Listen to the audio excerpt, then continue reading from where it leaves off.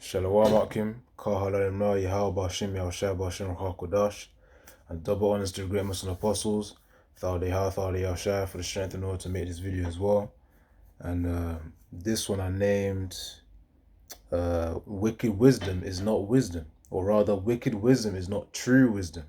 Because we know in this day and age, this as the scriptures say, the wisdom of the world is foolishness to the Most High. So really, the wisdom of the world, of course, can be used for wickedness as well. When people then use it for their own incentives to, let's say, bring someone down. For example, Esau is pretty much the master at this, of using wicked wisdom, because the way he sets up society, he does it in a, what's the word? In a tactical way in order to put Jake down, man. So that Jake doesn't have the ultimate authority or have any chance of authority in the economy and whatnot. Really, Jake's, got like, got Jay-Z and whatnot, billionaire level. Really, all the vanities there, but they're not really at the authority and power where, they say, okay, this happens, and then, society then follows after. With Esau, he's pretty much set society where, okay, everyone goes to him in order to start a business, get a loan, and whatnot. So, that's Esau setting up his thing. But the point is, the wisdom of the world is foolishness to the Most High. And of course, these vanities here, of which people may consider as wise, is actually dumbness, stupidity.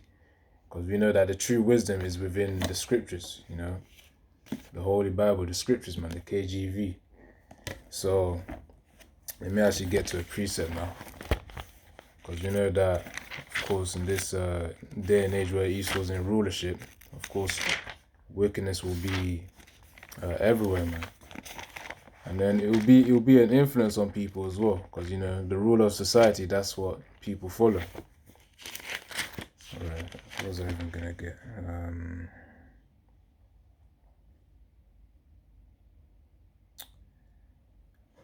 Okay, let's go start in Proverbs and bounce around a little bit.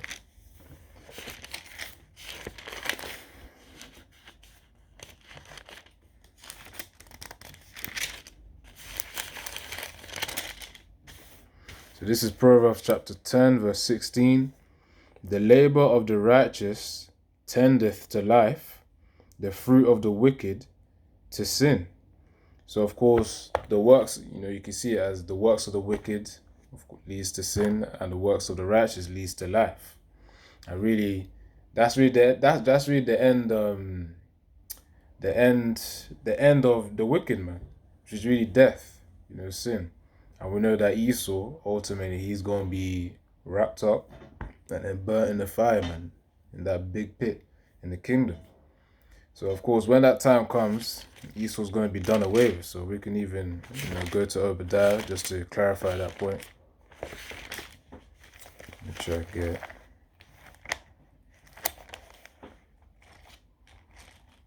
Because Esau's the main one who everyone would perceive to have wicked wisdom, which he would use for his own agendas and whatnot, for his own goals, which of course are against Yahweh Bashim Yahushua's. Well, of course, Esau's just playing the will of the Most High, though, it's against righteousness, man. So, which is what's supposed to be an authority. So this is Obadiah. Let me get this as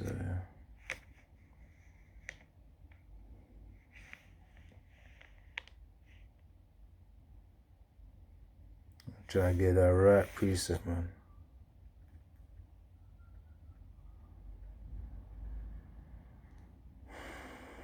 Come on, so yeah, I'll probably skip a few as well. Right, this is Obadiah chapter 1, verse 1. The vision of Obadiah, thus saith the Lord Yahweh, concerning Edom. We have heard a rumor from the Lord Yahweh, and an ambassador is sent among the heathen. Arise ye, and let us rise up against her in battle. Behold, I have made thee small among the heathen, thou art greatly despised. That's talking about the Edomites, man. They're hated. That the pride of thine heart hath deceived thee, thou that dwellest in the clefts of the rock, whose habitation is high, high, that saith in his heart, who shall bring me down to the ground? So of course, when a person may have a lot of wisdom, I think there's even a scripture on this. It's either it's riches puffeth up or wisdom puffeth up. I think it's riches puffeth up, so that's something else. But the point is, even with wisdom as well, of course, when a person may acquire a lot of wisdom, it can also happen in this truth as well. Once you acquire a lot of wisdom from the scriptures, you know the precepts, the breakdowns, you're quite fluent in teaching as well. Some people may that may be their own downfall. Because if they don't pray for humility upon their spirit, then of course that's when they start to get more prideful, and then the scriptures say pride cometh before destruction. So clearly, with Esau's pride right here, he's got his wicked wisdom, understanding. He searched out all things. He has that intricate understanding of how things work. He's got his science and whatnot. So of course, with that, he's gonna have a lot of pride now, because he thinks like he's a know-it-all type of guy. But as the scriptures say, the Most High is gonna humble him. I'm gonna get to that. So let me read verse 3 again. Obadiah 1 verse 3. The pride of thine heart hath deceived thee, thou that dwellest in the clefts of the rock, whose habitation is high, that saith in his heart, who shall bring me down to the ground? Exactly, who shall bring me down to the ground? I know Esau's very ambitious, man. The scriptures talk about it, Isaiah 14 verse 14, about him wanting to be like the Most High. So with that, you already know he's got a lot of pride, and therefore his outcome, his end, downfall will be the destruction, because pride comes before destruction. So let's see.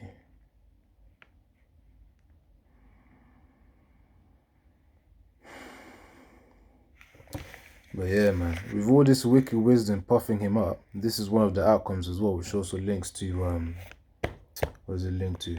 The third war, where everyone's gonna go against Babylon, man, which is really Esau's main military base. You got UK as the finance base, but America, Babylon, that's the main military base, man. And all nations are gonna go against that. So let me read this. Obadiah 1 verse 7. All the men of thy confederacy have brought thee even to the border. The men that were at peace with thee have deceived thee, and prevailed against thee.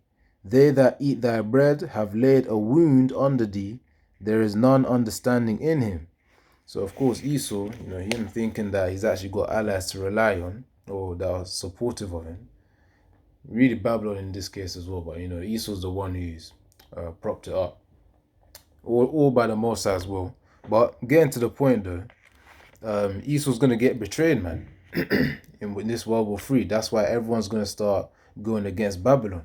And you're gonna start to see that slowly, man. Gradually as well. So as time passes on, we know it's happening quickly, because we already got the third war already beginning, in the Iraq and Syria area, Middle Eastern region, with America also trying to make some agreements there and whatnot. But the point is, it's kicking off, man. Just because you ain't feeling it now, don't mean it hasn't started. But the third war has started, man. I think Apostle Tahar mentioned it in the previous camp session. But it started, man. There's one more that I wanted to get from Obadiah as well.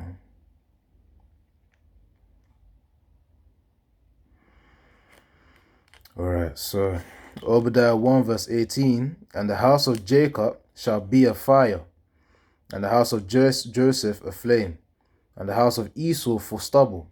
And they shall kindle in them and devour them, and there shall not be any remaining of the house of Esau, for Yahweh hath spoken it.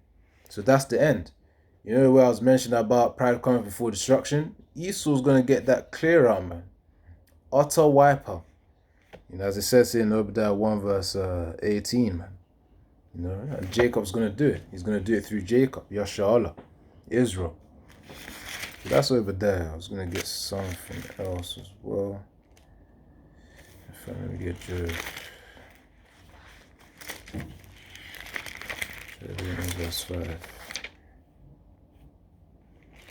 Okay.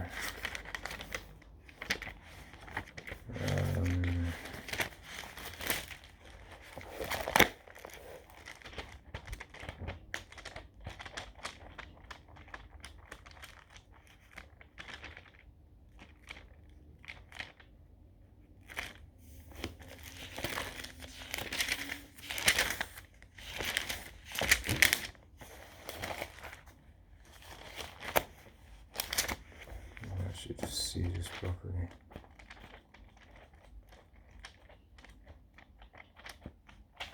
Okay.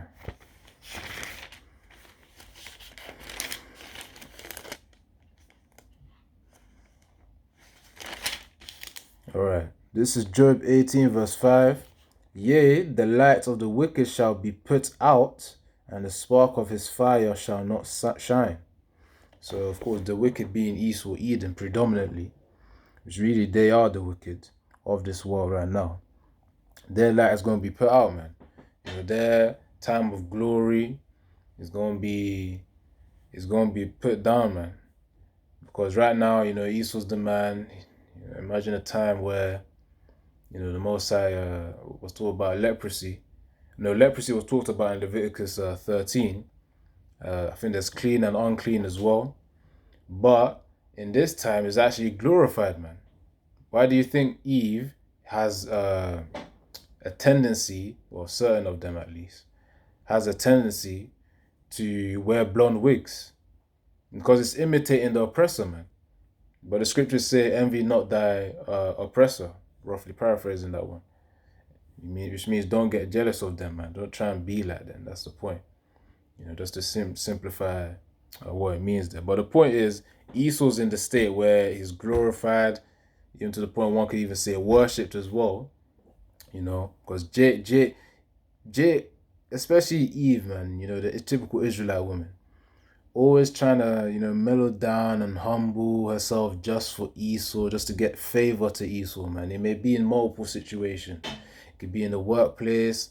I think there was one that was in the news as well. Some probably last year or 2 years ago. I'm trying to remember that clip. But, you know, Eve always humbles herself under Esau, but never under the Israelite man, which she ought to be humbling herself under. So that's one thing, man. But the point, let me read it again and, you know, clarify the point again. So this is Job 18 verse 5. Yea, the light of the wicked shall be put out, and the spark of his fire shall not shine. So really, that's why when Esau's achieved his mark of the beast, he's going to be put down. So he ain't going to surpass that. Like, you know, when you see those videos of like, what is it? Type 4, Type 5 civilization going into space, having transhumanism. I think that's what transhumanism, which is obviously when they put technology into the body, they want to try and replace the whole organic body with a whole, and then put your brain in a metallic body, man. They want to make you like a robot, essentially. So Esau ain't going to achieve that. That's the point. Though what he will achieve is that mark of the beast, man, and that's gonna be the ceiling. He can't surpass that, man. He can't surpass that. So, you know, his light's gonna come out, and those days where people are glorifying him, you know, trying to be like him, those days are gonna be over, man. You know, even just with the suits that we wear today, you know, Esau's got influence on that as well, which it has its own origin. But, you know, I don't want to sway from the point. But the point is, his light is going to be put out, man. All right, let me get this. Proverbs. Wicked wisdom is not true wisdom. Because at the end of the day, wicked wisdom just leads to destruction. That's really the summary of this video right here. So I'm going to wrap it up soon. Proverbs. One Proverbs before. Let's Proverbs 21 verse 30.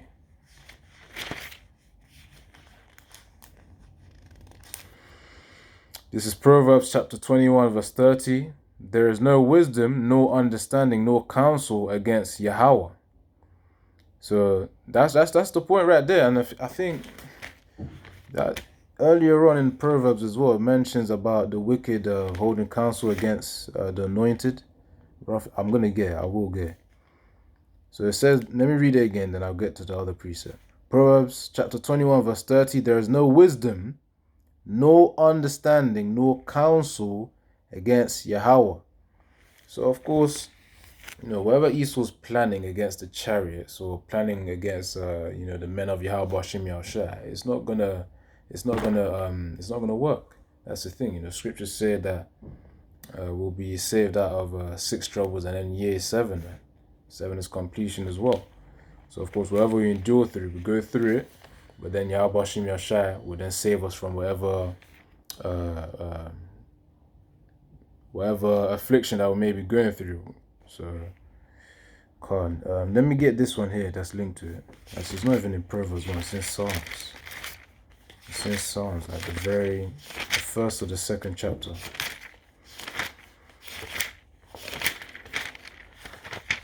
Alright, so this is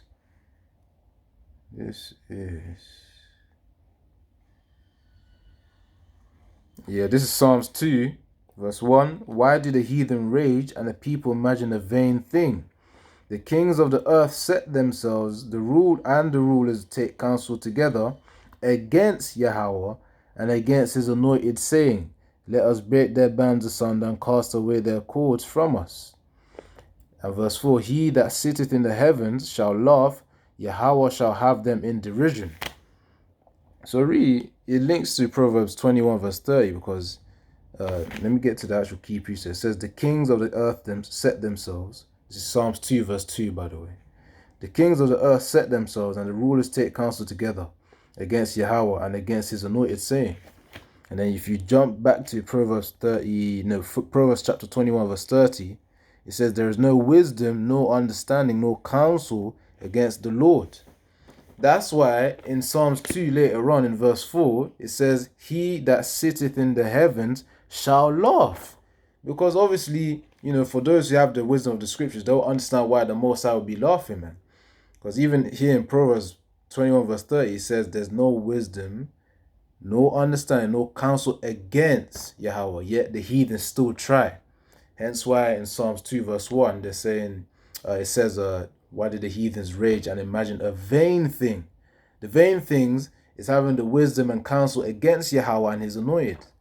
Because we all know at the end of the, when I say we, I'm talking about, the brotherhood, the Akim. We all know that the end of Esau's counsels and wisdom, wicked wisdom, is his destruction. That's why Yahweh Bashim Yahushua will be laughing up there in the heavens, man. And we're going to be laughing down here as well when we see these things come to pass as well. So that's that. Let me get one more just to wrap it up. So again, wicked wisdom is not true wisdom. The true wisdom is these scriptures, man. Then you're going to get the game. You're going to get what's going on. Because most individuals, even Esau don't know what's ultimately going on, man, overall. Of course, Esau answers under Satan. We answer under Yahweh Yahushua. That's why righteous wisdom surpasses that of wicked wisdom, which just leads to destruction anyways. It's all vanity. Proverbs. Proverbs chapter 11. This is Proverbs chapter 11 verse 8. The righteous is delivered out of trouble, and the wicked cometh in his stead. So that means that when Yahweh Bashim Yahushua will then deliver us, of course Yahweh Bashim Yahushua, we're also part of the elect as well. In that time to come, we endure to the end, which will then clarify that. Salakia, I was going to get this point. Let me read the precept again. Kind of lost track. But what is it? Proverbs 11 verse 8, the righteous is delivered out of trouble, and the wicked cometh in his stead. So in the time where Yahweh Bashim Yahushua is going to be delivering the elect in that time, You know, the wicked are going to be replaced to be destroyed, man. You know, in that coming trouble, as they let them escape out of it, you know, getting into those chariots, the wicked are going to be cleared up. They're going to be cleared up. And those ones of Esau that are hiding, you know, in the mountains, which really is just the bunkers, they would then be preserved for slavery, which either way, at the end, they're going to be destroyed, man, cleared up. You know, back in Obadiah that I mentioned earlier on in the video. So let me get this last precept and I'll wrap it up. So Proverbs chapter 11 verse 18, the wicked worketh a deceitful work, but to him that soweth righteousness shall be a sure reward. You know, around that crown of immortality that we're going to get as well. You know, we will have to just endure to the end, man. These works that we have as the righteous are not in vain. They are profitable. And of course, you know, Proverbs 11 verse 18 shows that, man. Let me read it again. Proverbs 11 verse 18, the wicked worketh a deceitful work. So of course, deception. You know, with all the things that Esau's going to be doing right now, prior to the mark of the beast, it's all going to amp and prep people psychologically to accept it.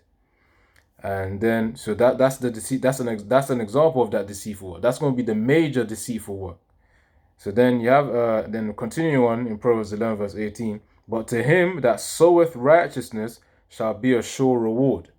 You know, when the scriptures talk about lay your treasures up in heaven, I think something like, I think Colossians 2 also mentions that. So like, let me actually see if it's there. Colossians 2 or something like that. Lay up your treasures in heaven, man. And obviously not on earth where, you know, thieves can steal. You know, I'm just roughly paraphrasing that scripture there. I'm trying to get to Colossians and then I'll actually try and wrap it up.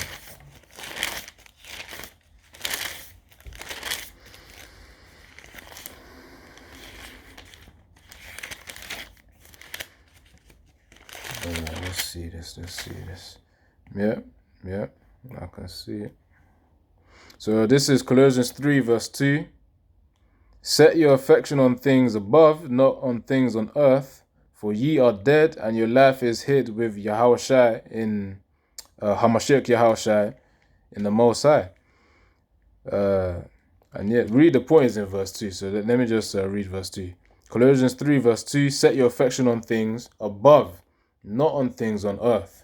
And, you know, linking to that previous precept, Proverbs 11 verse 18, about having a sure reward, this is part of it, man. You know, by us focusing on the reward in heaven rather than the rewards on earth, then we'll be fine. And of course, the wicked with their deceitful works, they'll be looking forward to destruction. But not of course literally looking forward to it, but they ain't got no choice. That's what I'm trying to say. That's what they're going to be facing, man, in due time. But yeah, Shalom Akim, Kahalayim La Yahaba Shem Yashab Hashem Kakodash. I'm double honest to great Muslim apostles. Thought Yahshua for the strength and all to make this video as well. And Shalom once more. God.